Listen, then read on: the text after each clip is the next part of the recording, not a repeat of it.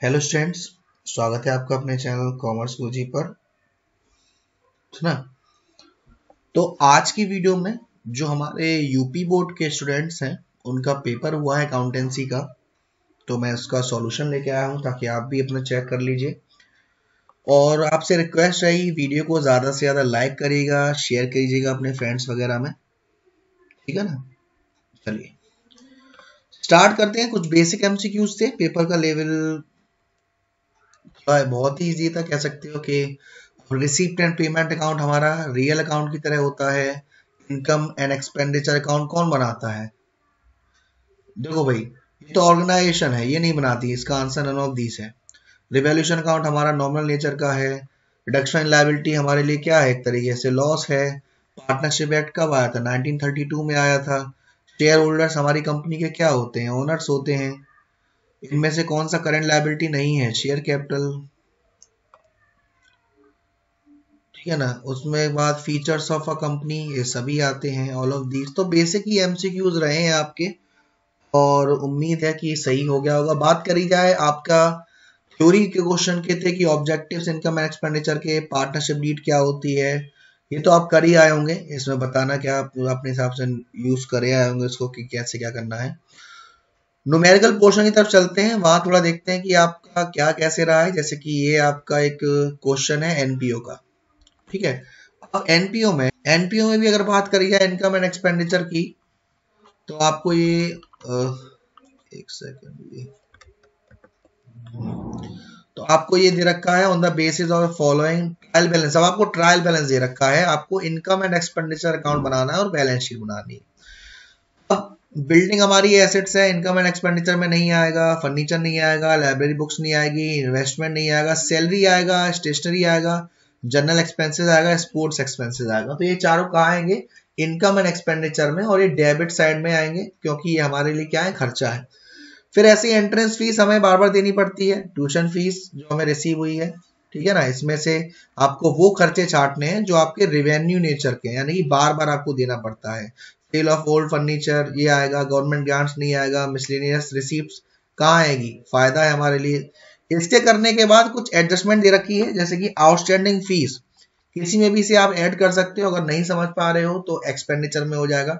Outstanding salary, जो salary थी उसमें इसको ऐड कर देना था। फिर आपको दे रखा है फर्नीचर परचेज ऑफ ₹40,000 ऑन 1 अक्टूबर। तो 40,000 का जो फर्नीचर परचेज किया है उस पर डेप लगाएंगे आप 10% के हिसाब से 6 महीने की। और फिर फर्नीचर जिसकी बुक वैल्यू 50,000 थी वो बेच दिया है, तो इसके हिसाब से आपका इनकम एंड एक्सपेंडिचर और बैलेंस शीट किया होगा आपने। नेक्स्ट क्वेश्चन आपका शेयर्स का था, बेसिक क्वेश्चन कह सकते हो उसे, जिसमें आपसे कह रहा था कि 5 लाख इक्विटी शेयर्स हैं, 50,000 shares at the rate 10 each, और कंपनी ने इशू किए 40,000 शेयर्स, यानी कि अंडर सब्सक्रिप्शन है। तो सारी एंट्री किस तरह से होंगी? 40,000 से। तो पहली एंट्री आपने क्या करी होगी? Bank account debit to share application 40,000, जिसपे एप्लीकेशन था 2 का, तो bank account debit to share application, amount आ गया आपका 40,000 इंटू 2 80,000। दूसरी एंट्री क्या करी? शेयर एप्लीकेशन अकाउंट दिया टू शेयर कैपिटल, इसमें भी अमाउंट हमारा कितना आएगा? 80,000। फिर उसके बाद कौन सी हमने करी होगी? शेयर अलॉटमेंट अकाउंट दिया टू शेयर कैपिटल और बैंक अकाउंट दिया टू शेयर अलॉटमेंट, उसमें भी हमारा अमाउंट कितने से? 2 के हिसाब से, यानी 80,000। उसके बाद आपसे कह रहा है however one shareholder who had 500 share did not pay the final call. Final call पर पैसा नहीं आया, तो यहाँ पर इस वाले की भी एंट्री हो जाएगी। शेयर फर्स्ट कॉल अकाउंट दिया टू शेयर कैपिटल और बैंक अकाउंट दिया to share first call, 40 into 4 1,60,000 है। यहाँ पे पैसा नहीं आया, तो यहाँ पे जो एंट्री होगी वो 500 शेयर लेस करके करेंगे आप, यानी कि 39500 इंटू 2 दोनों एंट्रीज में। शेयर तो उतने का ही जाएगा 40,000 का, लेकिन बैंक वाली एंट्री में आप 1,000 रुपए माइनस कर देंगे। फिर यहाँ पे आपसे कह रहा है कि कंपनी के जो डायरेक्टर है उन्होंने शेयर को फॉरफिट किया है और रीशूट किया है 6 के हिसाब से। इसकी एंट्री मैं आपको बता देता हूं। फॉरफिटेड की जो एंट्री होती है वो ऐसे होती है, शेयर कैपिटल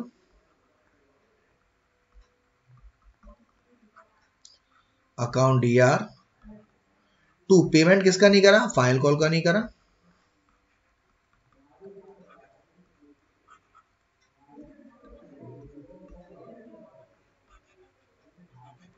और टू शेयर फॉरफिचर। 500 शेयर्स थे, तो 500 इंटू वैल्यू कितनी है? 10 है, तो 500 इंटू 10 5,000। फाइनल कॉल 1,000 रुपए का नहीं दिया, और शेयर फॉरफिचर में आ जाएगा 4,000। उसके बाद रीशूट करें, रीशूट की एंट्री क्या होगी, bank account DR,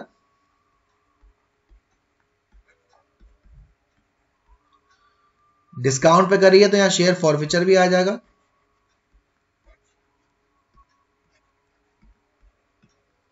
to share capital.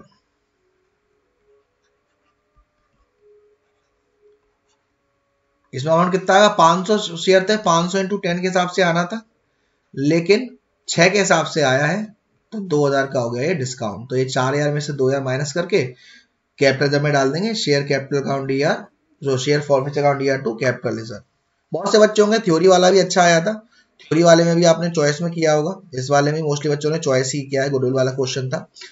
फिर आपको ये जो क्वेश्चन दिया था इसमें आपको सब थोड़ा तबड़ी दे रखी है, इसमें आपको रिवैल्यूएशन का बनाना था। रिवैल्यूएशन अकाउंट के लिए पहला एडजस्टमेंट है prepare provision for bad and doubtful debts, तो आपको डेब्टर्स दे रखे हैं ऊपर, बैड डेब्ट्स पहले, अच्छा इसमें पहले के भी बैड डेब्ट्स दे रखे हैं, 3000 का बैड डेब्ट्स है, और डेटर्स कहां गए हमारे, ये रहे 50,000 का। तो इसमें आपको वही फंडा लगाना था, bad debts plus further bad debts plus new provision minus old provision. उसके बाद डेप्रिसिएशन लग रहा है 10% से, तो मशीन का 10% निकाल के रिवैल्यूएशन के डेबिट साइड में आपने डाल दिया होगा।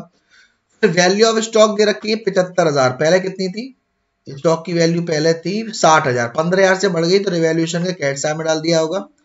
प्रोविजन बनाया था 10,000 for reserve and 15,000 for dividend, ये आपको प्रोविजन मेंटेन करके चलना है। इसके बाद आपको पार्टनर्स कैपिटल बनानी थी, पार्टनर्स कैपिटल के लिए यहाँ पर आपसे क्वेश्चन में क्या कह रहा है, क्वेश्चन में कह रहा है on the base of particular adjustment prepare profit and loss account and profit and loss appropriation account. ये देखिए, ये कुछ नई ही चीज आपको देखने को मिल गई कि आपको रिवैल्यूएशन नहीं बनाना, आपको बनाना है on the adjustment prepare profit and loss account. यहाँ पे प्रॉफिट एंड लॉस अकाउंट बनाना है, तो प्रॉफिट एंड लॉस अकाउंट में आपको क्या करना है, जो भी हमारे खर्चे हैं कौन कौन से, जैसे कि आपको स्टॉक है, ये आपका कौन सा स्टॉक है, डेट आपको नहीं दे रखी है, ट्रेडिंग में आता है, उसके लिए आपको प्रॉफिट एंड लॉस के लिए ट्रेड अकाउंट भी बना लीजिएगा, मेरे हिसाब से वो ज्यादा बेटर रहेगा।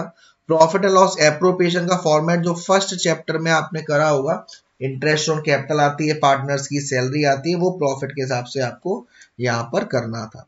तो प्रॉफिट एंड लॉस अकाउंट इसका कैसे बनेगा बेटा, ये आपको क्लोजिंग स्टॉक दे रखा है 75,000, मतलब पहले आपको बनाना है कौन सा अकाउंट, ट्रेड अकाउंट। कैसे बनेगा, ये स्टॉक आपको दे रखा है 60,000 का, ओपनिंग स्टॉक है ट्रेडिंग के डेबिट में, सेल्स दे रखी 4,25,000 की क्रेडिट में आएगी, वेजेस ट्रेडिंग के डेबिट में, परचेज ट्रेडिंग के डेबिट में, सेल्स प्रॉफिट एंड लॉस के डेबिट में, सिंडिकेटर्स बैलेंस शीट में लायबिलिटीज में, bad debts profit and loss में डेबिट में, कैश बैलेंस शीट्स में एसेट्स में, insurance and general expenses profit and loss में डेबिट साइड में, profit and loss account credit 13,500 फायदा दे रखा है हमारा, डेटर्स हमारे बैलेंस शीट में एसेट्स में, शेयर कैपिटल बैलेंस शीट में लायबिलिटी में, machine and plant balance sheet में एसेट्स में, रिजर्व हमारा लायबिलिटी में, बिल्डिंग हमारी एसेट्स में बैलेंस शीट में, रेंट हमारा प्रॉफिट एंड लॉस के डेबिट साइड में, इन्वेस्टमेंट हमारा एसेट्स में। ठीक है, ये सारी चीजें करने का फिर हमें एडजस्टमेंट करना है कि ये भी हमारा एडजस्टमेंट प्रॉफिट लॉस में जाएगा,